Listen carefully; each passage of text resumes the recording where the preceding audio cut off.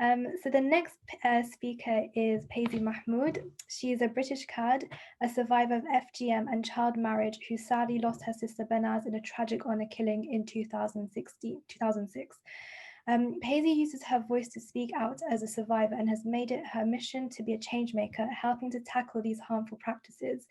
As an ICRO campaigner, which stands for Iranian and Kurdish Women's Rights Organization, she's reached international audiences. She has spoken widely on the need for change to laws surrounding child marriage and honor-based abuse in her TEDx talk across the radio, television, and newspapers, including the Sunday Times and the BBC. Through speeches at Parliament and meeting with government officials and the Home Office Minister to explain firsthand why change is needed, Payzee campaigns for better education, training, and legislation to finally make child marriage a crime in England and Wales. She has launched a strongly backed campaign with various NGOs to call on the UK government to end child marriage through a private member's bill in the House of Commons, currently scheduled for its second reading in February 2021. So without further ado, Payzee, thank you so much. Thank you. Good evening, everyone. I just want to start by saying thank you so much for inviting me to speak this evening and to take part in such an important conversation. It's a privilege to speak alongside the incredible speakers that we have tonight.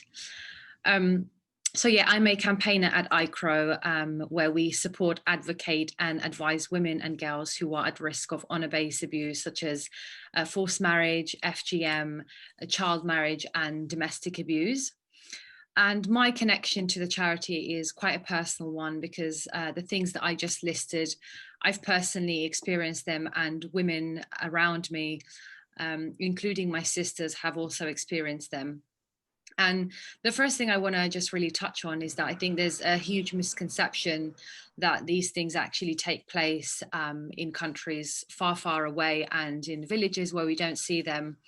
But I can actually tell you that they do happen in the most Western societies, such as London, and not just amongst the Kurdish community, but many other communities. And through my own experiences, I feel the older I get, the more I become aware that actually gender violence is a universal practice. So just to give you a bit of context about my own life and my early life, how I was raised, I would say, to put it bluntly, I was only ever told to be a good girl. I was never really shown to express myself or to have dreams and aspirations. In fact, I think the only thing that I was ever told to achieve was to be a good wife one day, to be a pure, innocent, quiet and obedient girl, to grow up, marry someone and really be a good wife. That was all the things that I was taught and the women around me were doing. I wasn't born in the UK, so I was born in Kurdistan, and then I was raised in Iran until I was 11 years old, which meant that none of me and my sisters had access to what I would say is the most powerful tool for girls and women, which is education. So for us, that only started once we got a little bit older.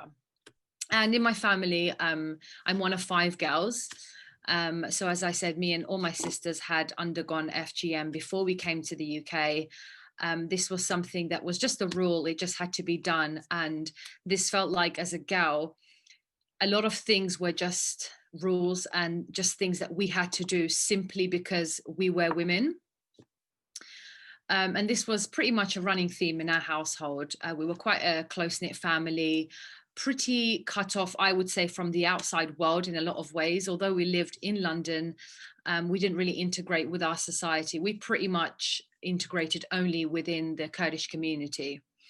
And for as long as I remember, my parents were always very fearful of any outside influence. And so they always tried to shield us from seeing anything, knowing anything, hearing anything that would actually give us tools and knowledge and power. I think in my life, I would recall my teenage years started becoming more and more difficult, and they sort of took a turn. That's really the only way to put it. They took a turn that confused the hell out of me and my sisters. We saw that as we got older, my parents actually got even stricter. And this is something that some of the women who are here tonight may be able to relate to. But as we became teenagers and as we started to go into puberty, my parents felt even more need to actually be controlling and stricter on us. And one of my sisters, one of my elder sisters, as a result of clashing with my father, quite often she ended up in social care. And that not only came with quite a lot of backlash from my own parents, but also outside of our community. So we were really rejected and kind of shut out from the Kurdish community. We were suddenly no longer where my parents had been, as in their status. And as though things weren't already strict, because of that, my parents always felt that me and the rest of my sisters would follow in her footsteps. So they just got more and more protective, and they just got more and more stricter. And then my father suddenly had a solution which he thought would solve everything and would sort of put him back into the limelight in the community and would paint him as a great father. And so suddenly one day, when me and one of my sisters, Banaz, I was 16 and she was 17, we were both still in education. We found ourselves married to complete strangers, men that we didn't know, men that we'd probably met once or twice that we weren't allowed to speak to. And then we just became one day teenagers, the next day married young girls. And we didn't really know anything about marriage or sex or relationships. And that made us incredibly vulnerable to domestic abuse, to being controlled, to sexual abuse, financial abuse, and emotional and mental abuse. And we both, through the years we were married, the 2 years, we both experienced those types of abuses. And for my sister, she really built up the courage and the strength to one day finally walk away from her marriage and the abuse that she was suffering. And she'd actually met somebody else. And because of that, because she had left an abusive situation and wanted to be happy, it was very quickly decided amongst the men in my family and the wider community that due to those choices, she didn't deserve a life. And so that's how a young, ambitious, lucky and happy-go-lucky and loving woman, young woman, my sister, was actually murdered for saying no to multiple layers of abuse, essentially. And I know, and you know, those of you listening tonight, that she's not the first or the last woman to go through this. We hear about these types of gender violences across the world. And it's something that, as I said, no matter where you go in the world, you will find it because of the lack of willingness to actually progress and to integrate with society and give women the freedom that they deserve and girls that deserve. For me, in my own marriage, I did finally get out.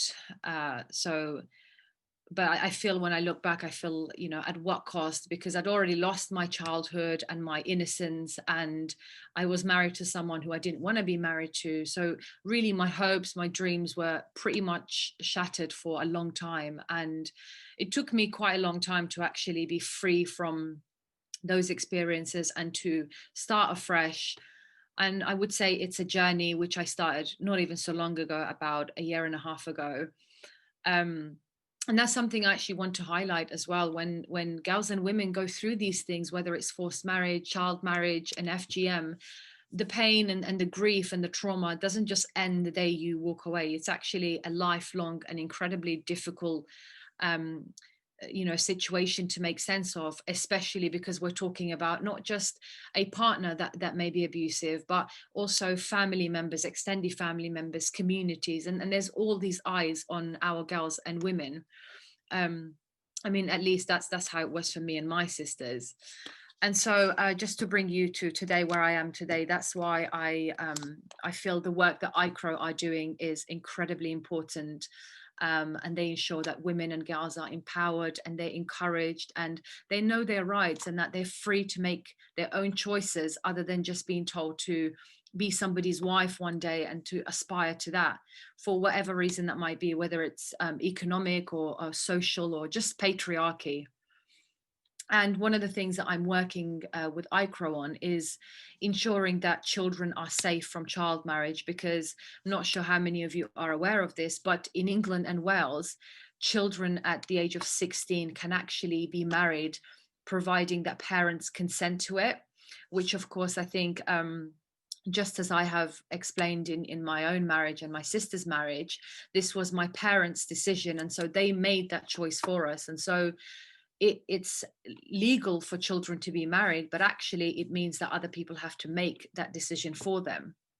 And so ICRO are co-chairs of Girls Not Brides UK. And as was mentioned in my introduction, we are backing a private members bill, which is in the House of Commons, and it's waiting for a second reading in February 2021. So we're calling on the UK to recognise this is an urgent issue. And there is something that you can all do to help. I will post the link to our petition in the chat box. So if you just click that and you sign up and you just lend your voice to this important cause, and you take a moment to share it and to also urge parliamentarians to actually support this bill. If you live in the UK, you can email your MP and you can tell them why they should support it and why you think it's important that children are free from this. And the final thing, I just want to draw your attention to the pandemic, which is something that has heightened the danger that many women and girls are facing in their life. And I think now more than ever, we need to be taking part in these conversations. All my life, I saw women, men, family members, and community members, so many just turning a blind eye to gender violence, knowing that it's there, knowing that it's happening, but somehow just feeling like it's not their problem. And I would urge you, for anyone that's listening, each and every single one of us, this is our problem. We can't be silent on this issue, because women and girls are subject to so many forms of abuse. And although you may not experience it and your direct friends or family members may not experience it, the numbers are there and they're absolutely staggering. And so I would urge you all to take this responsibility on and to do something about it. Whether you leave this conversation tonight and you share it with somebody, you share the petition with somebody, or you just draw their attention to what's happening and that they should be aware and they shouldn't be silent on these issues. I want to leave you with a quote that I read and it really resonated with me and it stuck with me. It's by Diana Marie Child, and she says, "A woman is the full circle. Within her is the power to create, nurture, and transform." And I 100% wholeheartedly believe in that, and you should too. Thank you so much. Thank you so much, Payzee. That was so brilliant. Just telling us your story and what you've been through, your family. And whenever I hear about Banaz's story, it just brings me to tears. So I really appreciate that. And please, everyone, do sign this petition. It's so important. And of course, we can ask Payzee questions as well after the final speaker.